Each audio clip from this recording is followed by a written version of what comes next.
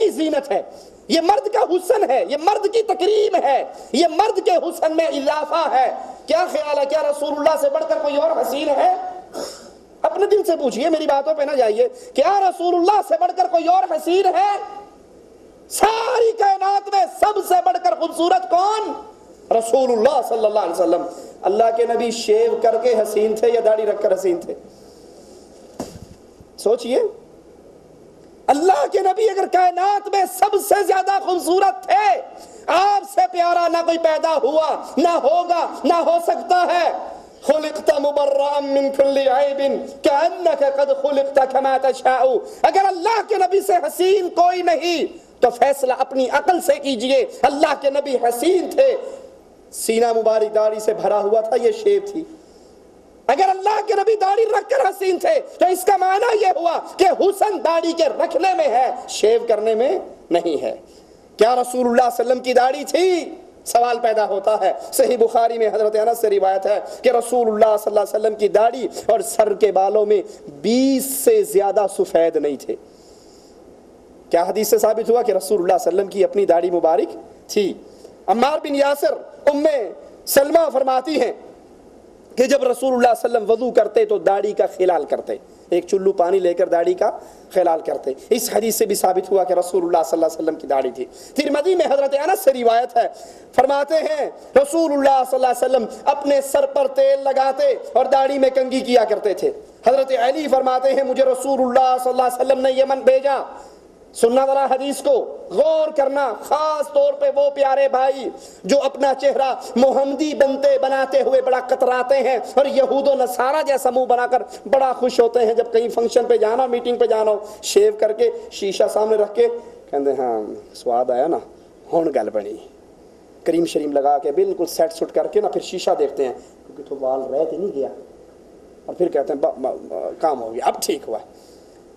ٹھیک ہے، اللہ کے نبی کے صحابی کا ذرا فرمان سنیے۔ علی فرماتے ہیں میں یمن میں گیا، اللہ کے نبی نے بھیجا، ایک دن میں لوگوں کو نصیحت کر رہا تھا، ایک یہودی ہاتھ میں اپنی کتاب لے کر آیا اور کہنے لگا ابو القاسم محمد رسول اللہ صلی اللہ علیہ وسلم کا حلیہ بیان کرو۔ میں نے، علی کہتے ہیں، میں نے اللہ کے نبی صلی اللہ علیہ وسلم کا حلیہ بیان کرنا شروع کیا کہ رسول اللہ نہ تو پست قد کے تھے، چھوٹے قد کے تھے، اور نہ ہی بہت لمبے قد کے تھے، بلکہ آپ کا قد درمیانہ تھا۔ جب حضرت علی خاموش ہوئے تو یہودی بولا، جب حضرت علی خاموش ہوئے تو یہودی بولا اور کہنے لگا آپ کی آنکھوں میں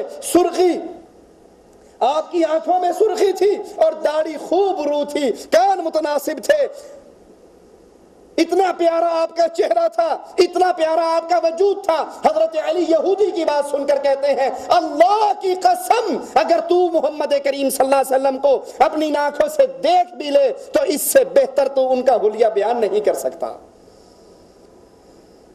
یہودی مان رہا ہے، اپنی کتاب سے پڑھ کر بتا رہا ہے کہ رسول اللہ صلی اللہ علیہ وسلم کا چہرہ آپ کی داڑھی سے بھرا ہوا تھا۔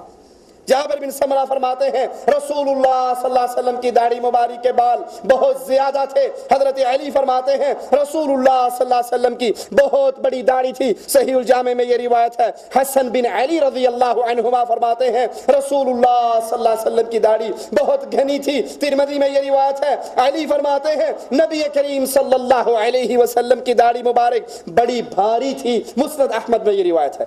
ماننے والے کیوں نہیں تھے؟ ایک حدیث کافی ہے نا، لیکن آئیے میں آپ کو اللہ کے نبی صلی اللہ علیہ وسلم کے احادیث سناؤں۔ اب ان احادیث سے ثابت کیا ہوا کہ رسول اللہ صلی اللہ علیہ وسلم داڑھی والے تھے اور داڑھی کو شیو نہیں کرتے تھے۔ آپ کی داڑھی آپ کے چہرہ مبارک کو پر سجی ہوئی آپ کے سینہ مبارک کو ڈھانپتی تھی۔ یہ تو اللہ کے نبی کی کا فعل، یہ آپ کا عمل۔ اب آئیے اللہ کے نبی کا حکم سنیں۔ صحیح بخاری میں ہے، عبداللہ ابن عمر رضی اللہ عنہما بیان فرماتے ہیں نبی کریم صلی اللہ علیہ وسلم نے فرمایا خالف المشرکین ووفر اللحى واحفظ الشوارب۔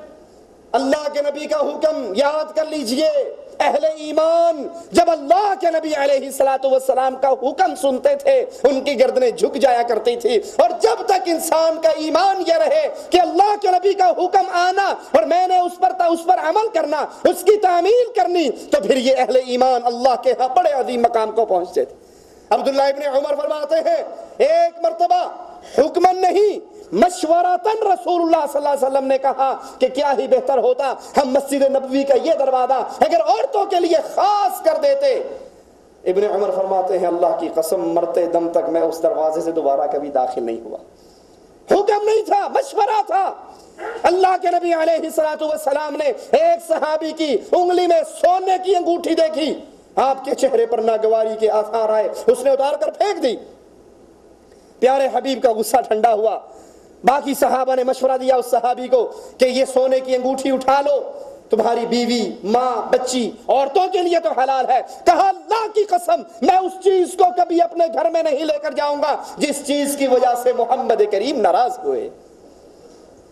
یہ صحابہ کا ایمان تھا، یہ صحابہ کا عمل تھا، یہ ان کی زندگی تھی، یہ ان کا اسوہ حسنہ تھا کہ وہ اللہ کے نبی صلی اللہ علیہ وسلم کے ماتھے پر ناگواری کے آثار کو دیکھ کر اپنے عمل کو چھوڑ دیا کرتے تھے.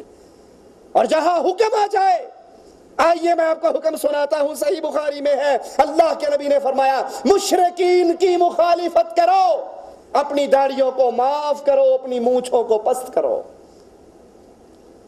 مشرکین داڑھیوں کو کاٹتے ہیں، مونچھیں بڑی بڑی رکھتے ہیں. پیارے حبیب علیہ الصلوۃ والسلام فرماتے ہیں تم ان کی مخالفت کرو، تم مونچھوں کو چھوٹا کرو، مونچھوں کو کاٹو اور اپنی داڑھیوں کو معاف کر دو. صحیح بخاری میں ہے، ابن عمر رضی اللہ عنہما فرماتے ہیں مونچھوں کو اچھی طرح کاٹو اور داڑھیوں کو معاف کرو. معاف کرنے سے مراد کیا ہے؟ ایک مشت کے بعد کاٹ دو، یہاں سے گال چھیل لو، نیچے سے ہڈی تک بالکل صاف کر لو، خط بنا لو. مولوی صاحب میں نے داڑھی رکھ لی ہے اس لیے میں یہاں سے بھی صاف کرتا ہوں، نیچے بھی صاف کرتا ہوں، خط بناتا ہوں. یہ خط کہاں سے آ گیا؟ یہ گالوں کو چھیلنا کس حدیث سے ثابت ہو گیا؟ میں مثال دیتا ہوں آپ سے. آپ غلطی کر لیں کسی بھائی کے ساتھ اور پھر اس سے جا کر معافی مانگے کہ بھائی صاحب غلطی ہوگی معاف کر دو، وہ آپ کے منہ پہ زور سے تھپڑ مار کر کے جا تینوں معاف کیتا، تو کیا معافی قبول کر لو گے؟ کہو گے چنڈتے مار لئی، معافی نہیں ہوئی. معاف کرنا ہوتا تو مجھے انگلی نہ لگاتا، کہتا جا معاف کیا. دوسری مثال سمجھو، رمضان میں لیلۃ القدر کی تلاش کرتے ہوئے حضرت عائشہ پوچھتی ہیں اللہ کے نبی کیا دعا مانگوں؟ آپ نے فرمایا اگر تو اس رات کو پائے تو دعا مانگ اللہم انک عفو تحب العفو فاعف عنا. اور ایک روایت میں فاعف عنی کے لفظ ہے، اے اللہ تو معاف کرنے والا ہے، معافی کو پسند کرتا ہے، اے اللہ تو مجھے معاف کر دے. آپ بھی یہ دعا کرتے ہو، میں بھی یہ دعا کرتا ہوں. تو کیا خیال ہے جب ہم یہ سوال کرتے ہیں اللہ تو ہمیں معاف کر دے، تو ہمارے دل میں کیا ارادہ ہوتا ہے؟ بولو. اللہ 50 سال عمر ہے، 40 سال دے گناہ معاف کر دے، 10 سال دے سٹاک اکاؤنٹ چ باقی رکھیں. یہی ارادہ ہے کہ آدھی زندگی کے گناہ معاف ہو جائیں، آدھی کے باقی رہ جائیں؟ یا یہ مطلب ہوتا ہے کہ اللہ حج کرنے آیا ہوں، اللہ روزہ افطار کر رہا ہوں، اللہ دعا مانگ رہا ہوں، اللہ زندگی کے سارے گناہوں کو معاف کر دے؟ یہی مطلب ہے. معافی کا مطلب یہی ہے نا کہ بالکل معاف کر دے. اللہ کے نبی فرما رہے ہیں اپنی داڑھیوں کو معاف کر دو. تو کیا مطلب ہے؟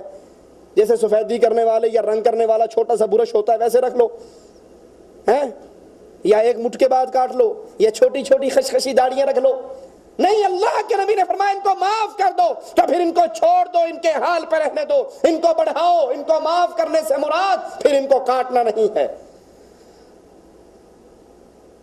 صحیح مسلم میں ہے، ابن عمر فرماتے ہیں رسول اللہ صلی اللہ علیہ وسلم نے فرمایا خالف المشرکین، مشرکوں کی مخالفت کرو، مونچھوں کو کاٹو، اوف اللحا، داڑھیوں کو معاف کرو، اپنی مونچھوں کو کاٹو اور اپنی داڑھیوں کو معاف کرو. اور یہ عمل کر کے اہل شرک کی مخالفت کرو، مشرکین کی مخالفت کرو. وہ مونچھوں کو بڑا بڑا رکھتے ہیں.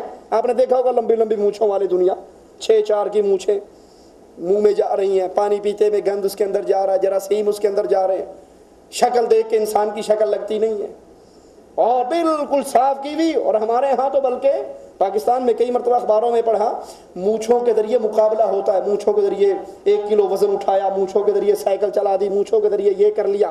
اور مقابلوں میں سب سے بڑی مونچھ والے کو انعام ملتا. حالانکہ رسول اللہ کی تعلیم کیا ہے؟ مشرکین کی مخالفت کرو. وہ مونچھیں بڑی بڑی رکھتے تھے، تم مونچھوں کو کاٹو اور اپنی داڑھیوں کو معاف کر دو. ابو ہریرہ سے روایت ہے رسول اللہ صلی اللہ علیہ وسلم نے فرمایا اہل شرک مونچھوں کو معاف کرتے تھے اور یحفون لحاہم فخالفوہم فاعفوا اللحا واعفوا الشوارب.